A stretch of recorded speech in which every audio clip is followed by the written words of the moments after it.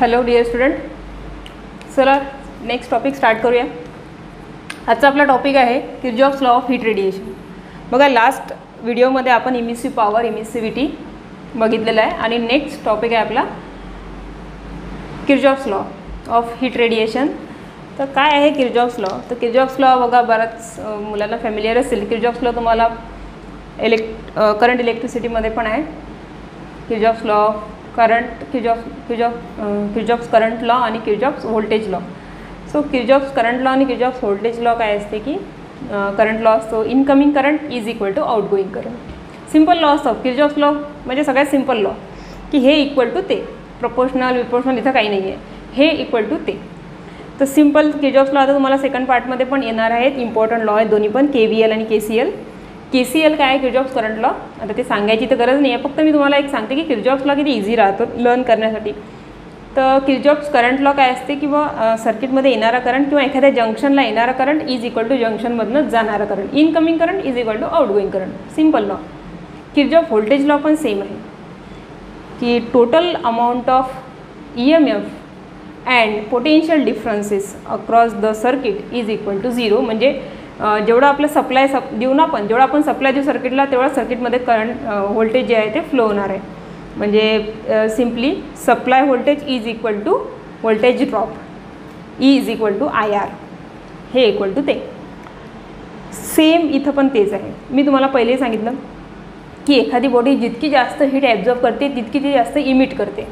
म्हणजे perfectly black body जी आहे ती 100% इमिट करते, तर ती 100% काय करते, 100% ॲब्झॉर्ब करते, म्हणजे ती 100% इमिटही करते.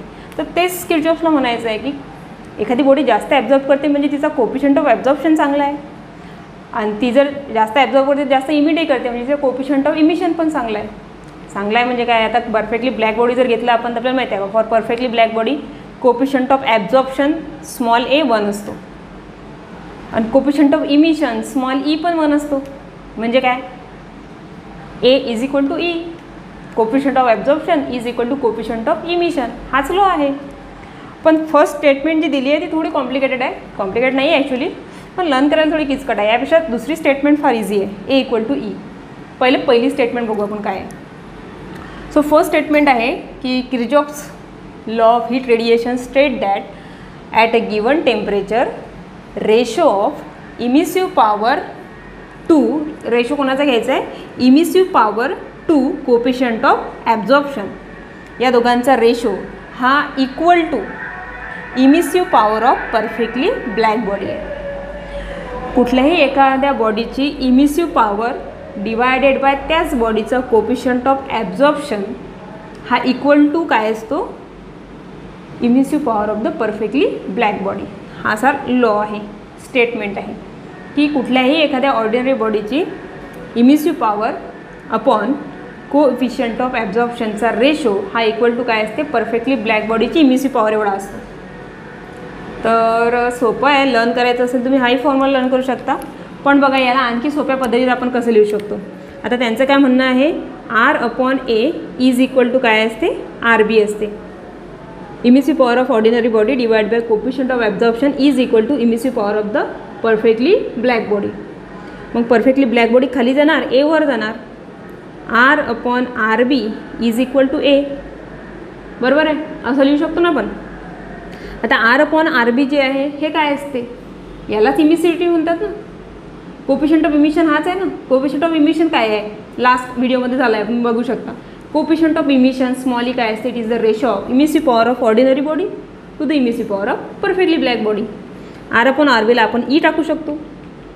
E इज इक्वल टू काय आहे, A.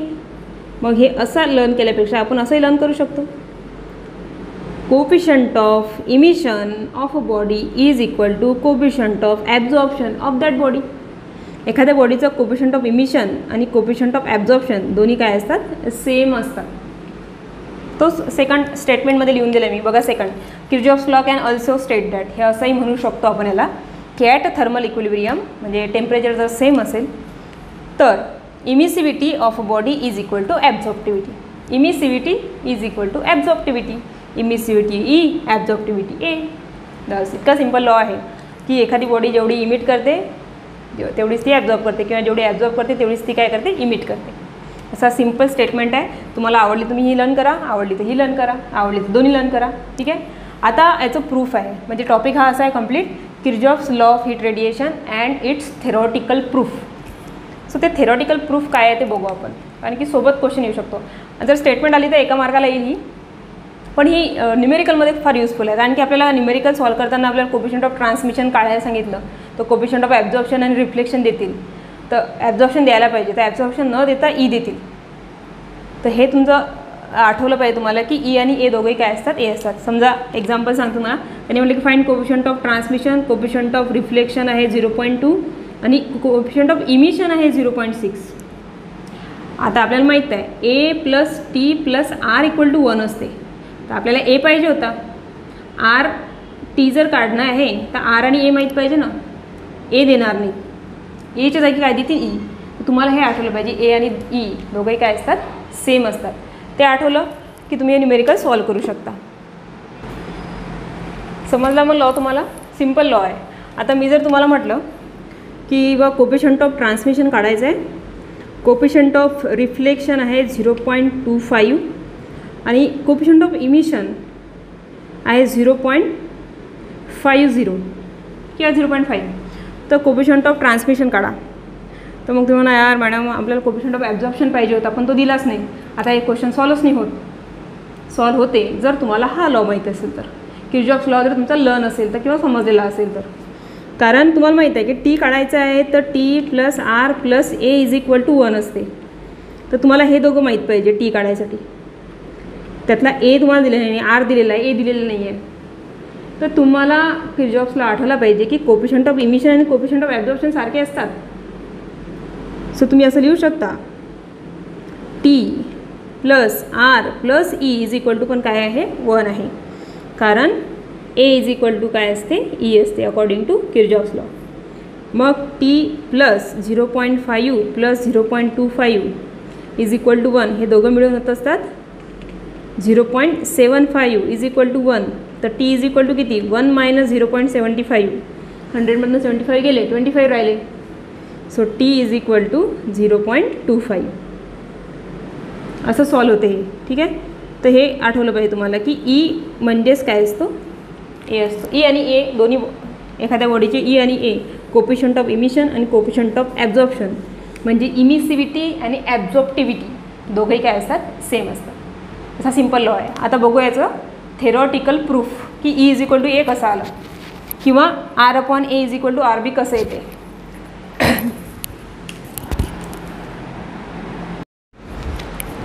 सो इथं पूर्ण नोट्स तयार आहे तुमची. Theoretical proof of Kirchhoff's law. According to Kirchhoff's law काय होता की रेशो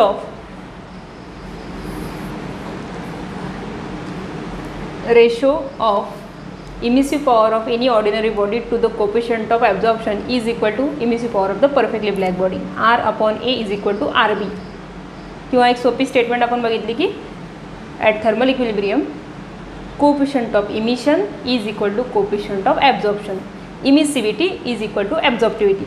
ते कसं येते त्यासाठी आता एक प्रूफ आहे. सो लास्ट इयरच्या बुकमध्ये तुम्हाला छान डायग्राम वगैरे दिली होती.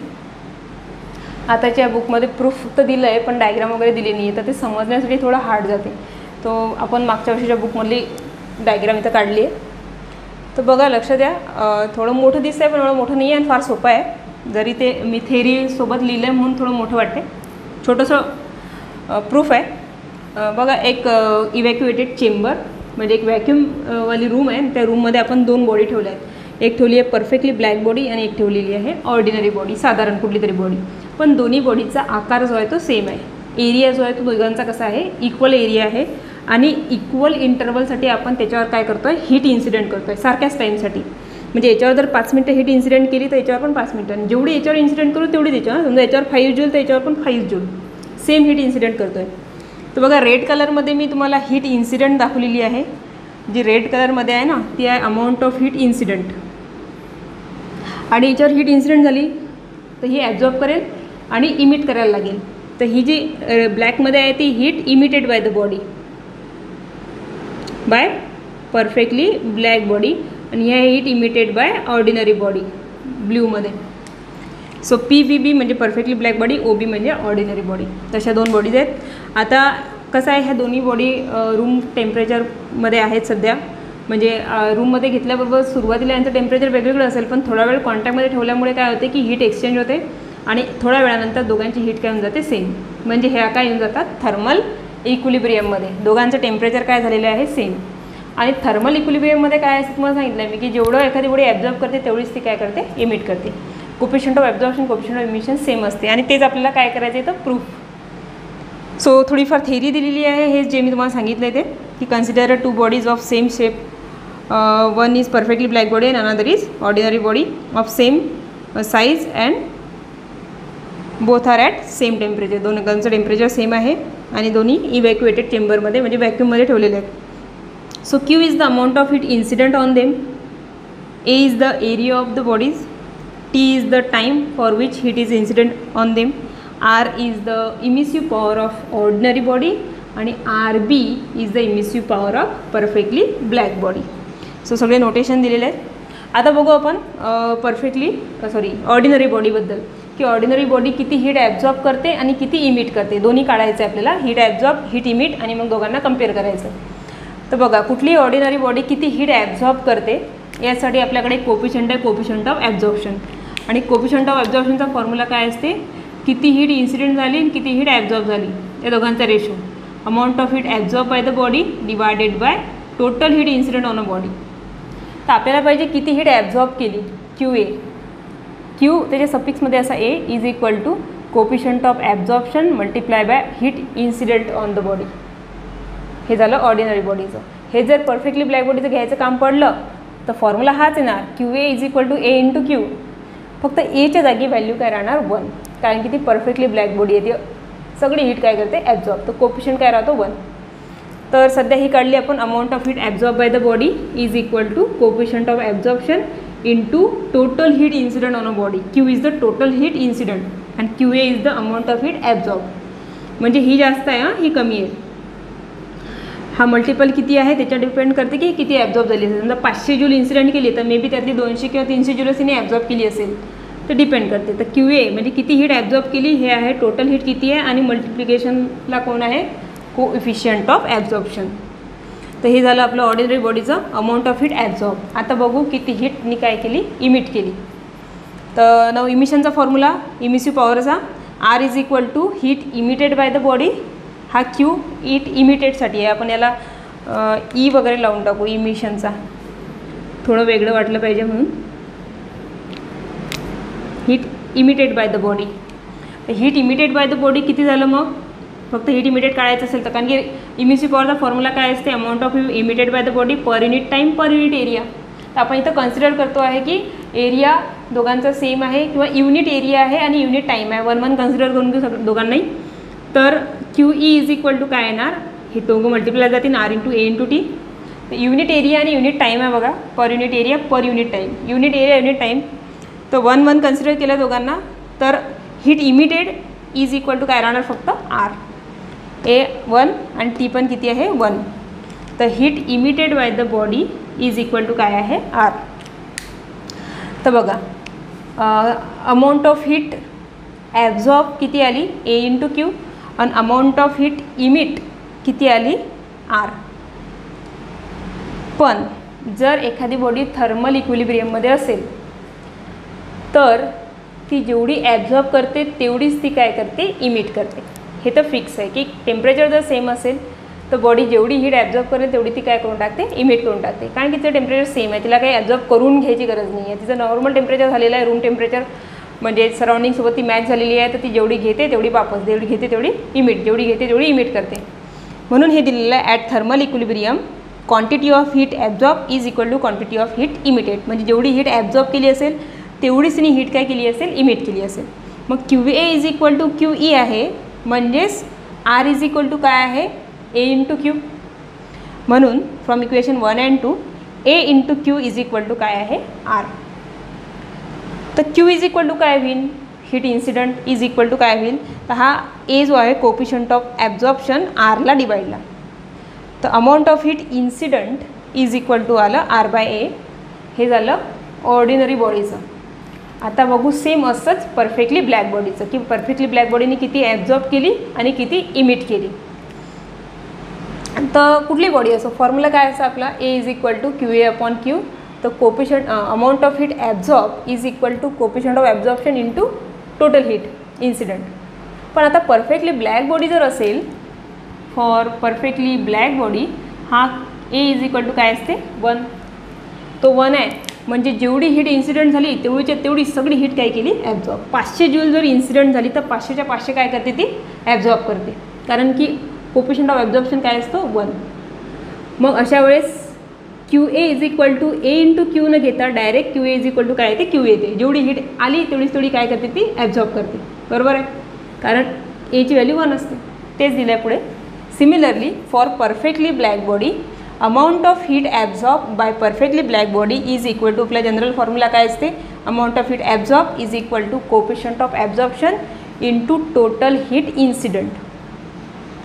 पण फॉर परफेक्टली ब्लॅक बॉडी एची व्हॅल्यू काय आहे 1, म्हणून ए नाही लिहिला तरी चालते.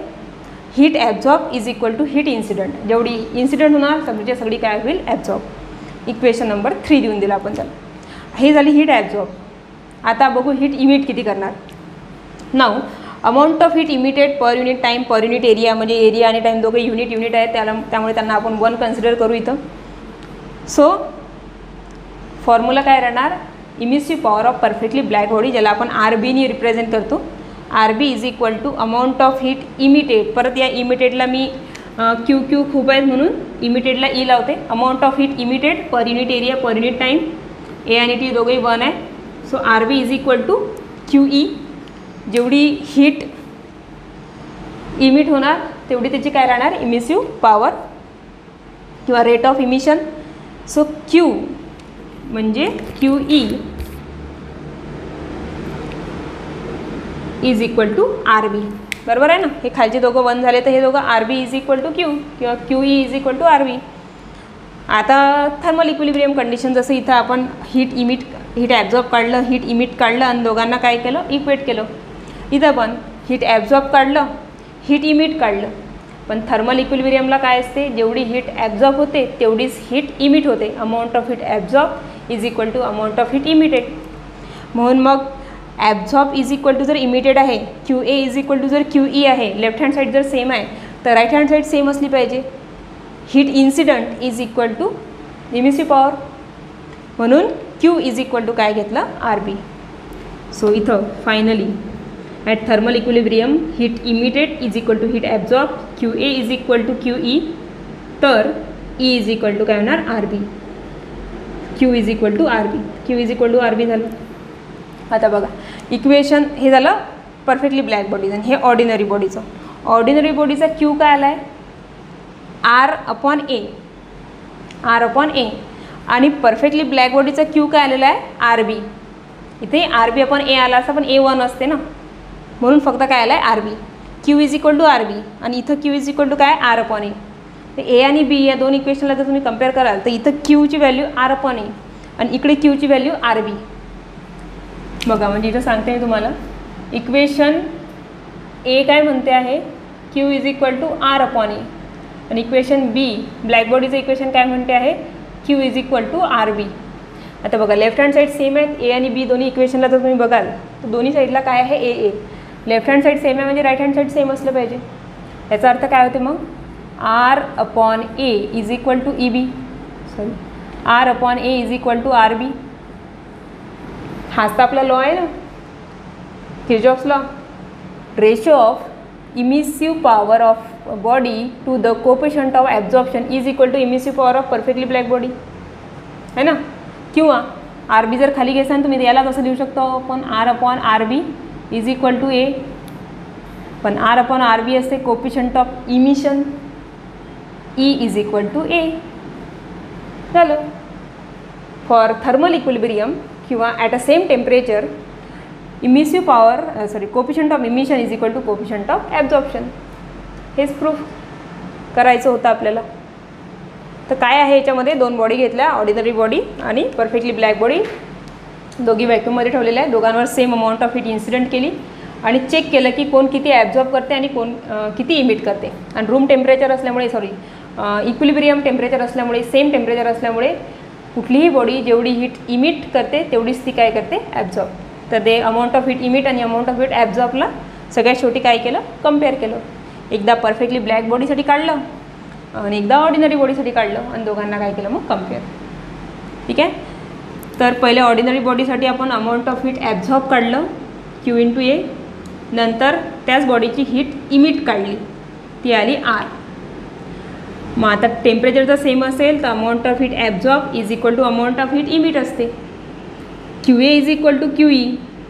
तर A × Q is equal to काय असणार आहे, R. So A × Q is equal to R. तर Q is equal to R/A.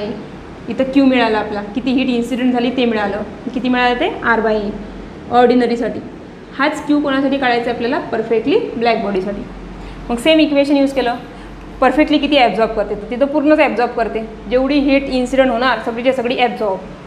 Heat absorb is equal to heat incident, कारण की ती परफेक्टली ब्लॅक बॉडी आहे.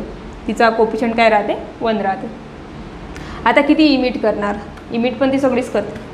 So RB is the emissive power of perfectly black body is equal to amount of heat emitted per unit area per unit time. जसं इथं unit area unit time 1 घेतला आपण, तसं इकडे पण आपण 1 घेऊ, किंवा दोन्ही सेम आहे असं कन्सिडर करून दोघांना काय करून टाकू, कॅन्सल करून टाकू. तर काय राहते इथं, RB is equal to QE म्हणजे amount of heat emitted is equal to emissive power of perfectly black body. QE is equal to RB. परत टेम्परेचर सेम आहे म्हणजे जेवढी ॲब्झॉर्ब केली असेल तेवढीच इमिट केली असेल. So QA is equal to QE. जर QA आणि QE सेम आहेत तर Q is equal to RB.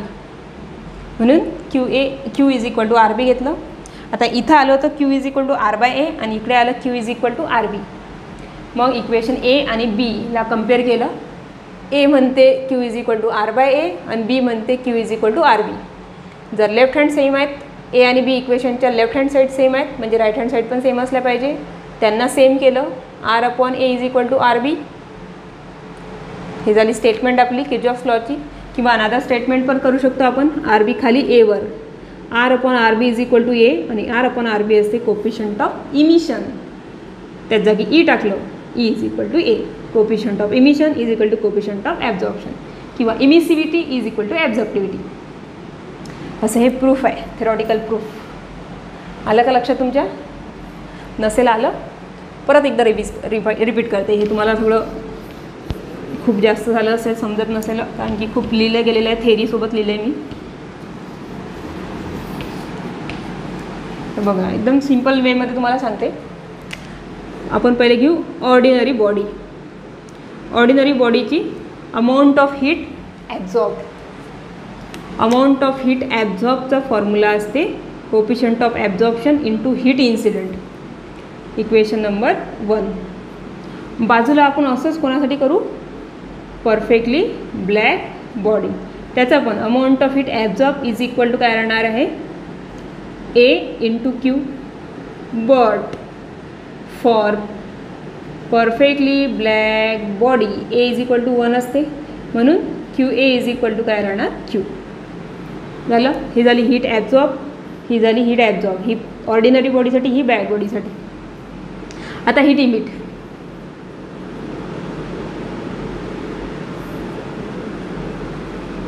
हे झालं ॲब्झॉर्प्शन. आता इमिशन. इमिशनसाठी आपल्याला घ्यायला लागते rate of emission R. Ordinary body असेल तर R. परफेक्टली ब्लॅक बॉडीसाठी RB. R is equal to heat emitted per unit time per unit area. ठीक आहे. इथं घेऊ आपण परफेक्टली ब्लॅक बॉडी आहे म्हणून RB is equal to heat emitted per unit time per unit area. हे दोन्ही साईडचं सेमच आहे. सेम टाईमसाठी हीट इन्सिडेंट केली, सेम एरिया आहे, दोघे काय झाले कॅन्सल. तर इथं काय राहणार, R is equal to QE आणि इथं राहते RB is equal to QE. किंवा आपण असे लिहू शकतो उलटं, QE is equal to R आणि इथं QE is equal to RB. Okay. आता दोन्ही बॉडी थर्मल इक्विलिब्रियममध्ये आहेत. थर्मल इक्विलिब्रियममध्ये आहेत म्हणजे काय, कोणती बॉडी जर थर्मल इक्विलिब्रियममध्ये असेल तर ती जेवढी हीट ॲब्झॉर्ब करते तेवढीच ती इमिट करते. मग हे दोन्ही ठिकाणी लागणार. ॲट थर्मल इक्विलिब्रियम, इथं पण ॲट थर्मल इक्विलिब्रियम. काय असते थर्मल इक्विलिब्रियमला? Amount of heat absorb is equal to amount of heat emitted. Amount of heat absorb is equal to amount of heat emitted. ठीक आहे. QA is equal to QE, इथं E पाहिजे, हे same असते म्हणते. मग QA is equal to QE जर आहे, म्हणजे लेफ्ट हँड साईड जर सेम आहे तर राईट हँड साईड पण काय असल्या पाहिजे? सेम. तर इथं आपण लिहू शकतो A into Q is equal to R. तर Q इज इक्वल टू काय? R by A. हे झालं आपलं इक्वेशन नंबर 1, किंवा आपण याला मागच्या याच्यात नाव दिलं होतं A. तसंच इथं पण जेवढी हीट ॲब्झॉर्ब तेवढीच हीट इमिट. हीट ॲब्झॉर्ब किती झाली? Q पूर्णच्या पूर्ण, आणि हीट इमिट किती झाली? RB. जर QA is equal to QE आहे तर Q is equal to RB आहे.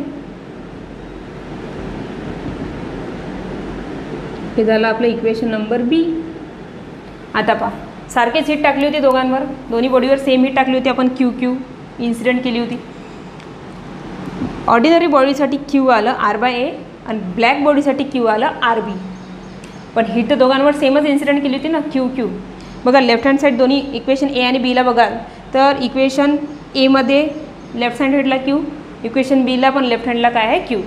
जर या दोघांच्या लेफ्ट हँड साईड सेम आहेत म्हणजे राईट हँड साईड पण काय असल्या पाहिजे? Same. So comparing equation 1 and 2 from equation 1 and 2 it is proof that R/A is equal to काय असणार आहे? RB. हाच आपला किर्चॉफ्स लॉ आहे. Ratio of emissive power of ordinary body to the coefficient of absorption is equal to emissive power of perfectly black body, किंवा ऑरमध्ये याला म्हणू शकतो आपण coefficient of emission is equal to coefficient of absorption. Okay, hope you understand. मी माझ्या परीने तुम्हाला समजून सांगायचा प्रयत्न केला. नसेल समजलं असेल रिपीट बघा व्हिडिओ, नाही तर मला क्लासमध्ये सांगा. ओके.